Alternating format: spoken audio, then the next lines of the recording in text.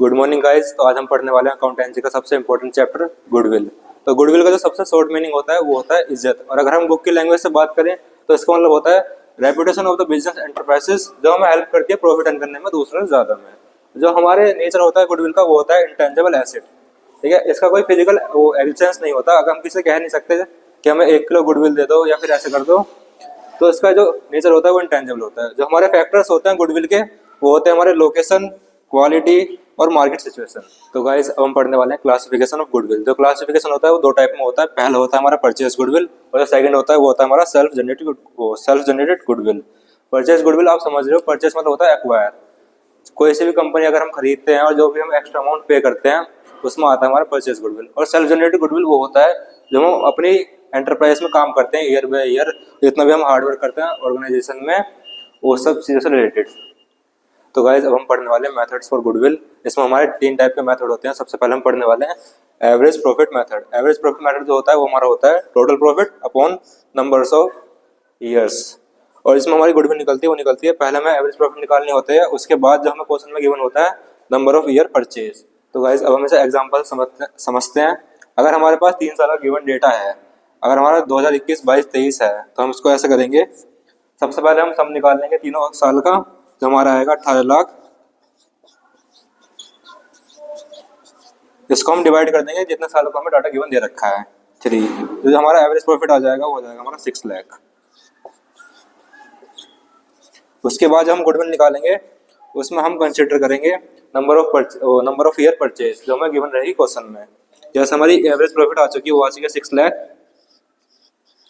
तो जो मैंने रैंडम नंबर लिया है नंबर ऑफ ईयर परचेज के लिए वो लिया है 2, और आपको तो क्वेश्चन में गिवन ही रहेगा। जो हमारी गुडविल आ जाएगी वो आ जाएगी हमारी 12 लाख।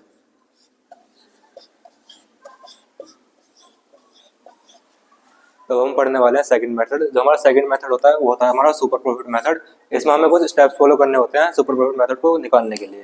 तो हमारा स्टेप 1 होता है वो होता है find the average profit. Average profit जो हमने पढ़ा था पिछले में वो होता है हमारा total profit upon number of years. और जो हमारा सेकंड स्टेप होता है उसमें हम कैपिटल एम्प्लॉयड फाइंड आउट करते हैं। कैपिटल एम्प्लॉयड हम फाइंड करते हैं जो हमें क्वेश्चन में गिवन होता है टोटल एसेट अपॉन आउटसाइडेड लायबिलिटीज।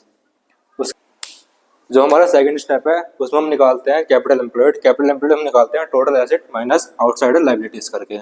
उसके बाद जो हमारा स्टेप 3 आता है उसमें हम निकालते हैं नॉर्मल प्रॉफिट। जो हमारा नॉर्मल प्रॉफिट का फॉर्मूला होता है वो होता है capital employed into NRR. NRR होती है हमारी नॉर्मल रेट ऑफ रिटर्न और फेयर रिटर्न, जो हमें क्वेश्चन में ऑलरेडी गिवन रहती है, और अपॉन कर देते हैं 100। और कैपिटल एम्प्लॉयड आपने देख लिया कि कैसे निकलता है। उसके बाद जो हमारा स्टेप 4 आता है इसमें हम निकालते हैं सुपर प्रॉफिट। जो हमारा सुपर प्रॉफिट का मेथड होता है वो होता है हमारा average profit minus normal profit. जब हमारा सुपर प्रॉफिट निकल जाता है उसके बाद हम गुडविल कैलकुलेट करते हैं। गुडविल कैलकुलेट करते हैं as a super profit into number of year purchase, जैसे हमने एवरेज प्रॉफिट में करवाया। जो भी हमने सुपर प्रॉफिट मेथड जो पढ़ा था अब उससे हम एक प्रॉब्लम डिस्कस करने वाले हैं। तो हमने क्वेश्चन लिया है इसमें हमें 3 ईयर्स का जो प्रॉफिट है वो गिवन है जो है 30,000, 36,000 और 42,000। और इसमें जो गिवन है total capital of the firm जो है 1 लाख, और साथ में फेयर रिटर्न था हमारा एनआरआर जो मैंने बताया था 15% इसमें गिवन है। और जो नंबर ऑफ ईयर परचेज दे रखा है वो दे रखा है इसमें 2। तो हम step by step question solve करेंगे। जो हमारा पहला स्टेप था वो था एवरेज प्रॉफिट निकालने का। तो हमारा जो स्टेप 1 है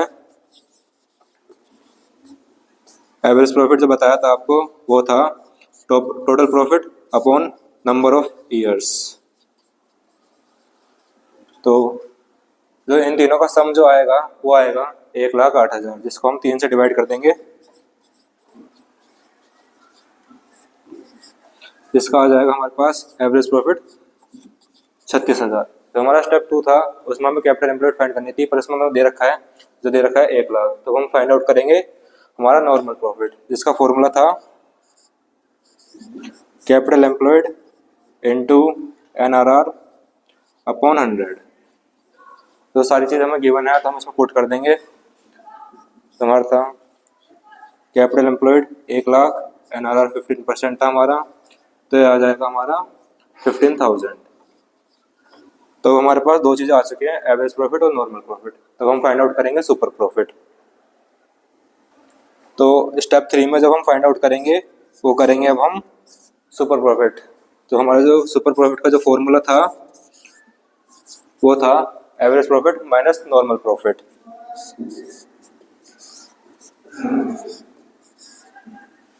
तो जो हमारा एवरेज प्रॉफिट आया था वो आया था 36,000 और जो हमारा नॉर्मल प्रॉफिट था वो था 15,000। इसको हम सॉल्व कर लेंगे तो ये आ जाएगा हमारा 21,000।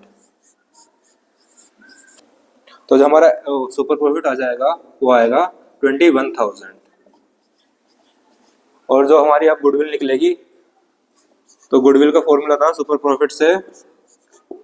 Profit into number of year purchase, जो हमें दे रखा था 2।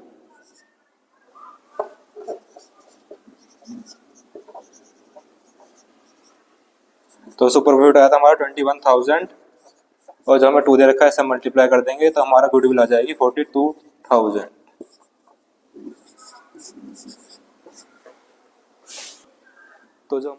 तो गाइस जो हमारा लास्ट मेथड बच गया था कैपिटलाइजेशन मेथड, उसको हम नेक्स्ट पार्ट में कंटिन्यू करेंगे।